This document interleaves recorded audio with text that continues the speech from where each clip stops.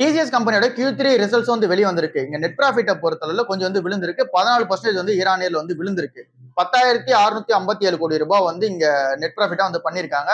ஏன் இங்க வந்து நெட் ப்ராஃபிட் வந்து 14% விழுந்திருக்கு அப்படின்னா, எக்ஸல் டெக்ல என்ன மாதிரியான அப்டேட்டோ அதே தான் இங்க சேம். இங்கேயுமே புது லேபர் லா கோடுக்காக வந்து தனியா காசு வந்து ஒதுக்கணும். அதுக்காக ஒரு 2,128 கோடி ரூபாய் தனியா வந்து ஒதுக்கி இருக்காங்க. அண்ட் தென் லீகல் ப்ரொவிஷன்ஸா வந்து ஒரு 1,010 கோடி ரூபாய் வந்து ஒதுக்கி இருக்காங்க. சோ இந்த ஒரு ரீசனால தான் நெட் ப்ராஃபிட் வந்து விழுந்திருக்கு. மத்தபடி நீங்க பிசினஸ் வீக்கா இருக்குன்றதுனால வந்து விழல. ரெவன்யூ வந்து 5% வந்து ஏறி இருக்கு. 67,087 கோடி ரூபாய் ரெவன்யூ வந்து மேக் பண்ணிருக்காங்க. இதுவே நம்ம கரன்சி டேர்ம்ஸ்ல பார்த்தோம் அப்படின்னா கொஞ்சம் வந்து இங்க டிராப் ஆகிட்டு தான் வந்து இருக்கு. 2.6% வந்து டிராப் ஆயிட்டு இருக்கு. மத்தபடி இந்த கம்பெனியோட ரெவன்யூ எல்லா விஷயமே சூப்பரா தான் வந்திருக்கு. இப்ப ஏஐ பிசினஸ் வைஸ் வந்தோம் அப்படின்னா $1.8 பில்லியன் ஆனுவலைஸ்டு ரெவன்யூ வந்து மேக் பண்ணிருக்காங்க. 17.3% குவார்டர் ஆன் குவார்டர்ல வந்து பாத்தீங்கன்னா இது இன்க்ரீஸ் ஆயிருக்கு.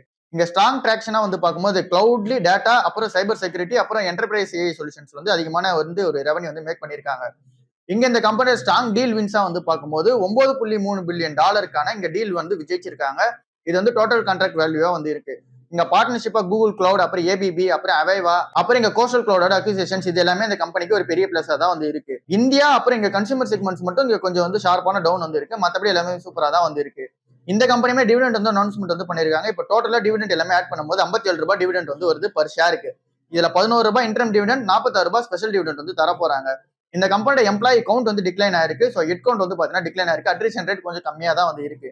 2.17 லேக் ஸ்டாஃப்ஸ் வந்து பார்த்தோம் அப்படின்னா அட்வான்ஸ்ட் ஏஐ ஸ்கில்ஸ்க்காக வந்து டெவலப்மெண்ட் ஆயிருக்கதா வந்து சொல்றாங்க. இந்த டிவிடெண்ட்கான ரெக்கார்ட் டேட் வந்து ஜனவரி 17ஆம் தேதி வந்து இருக்கு. அண்ட் தென் இந்த டிவிடெண்ட்கான பே அவுட் டேட் வந்து பிப்ரவரி 3ஆம் தேதி வந்து இருக்கு.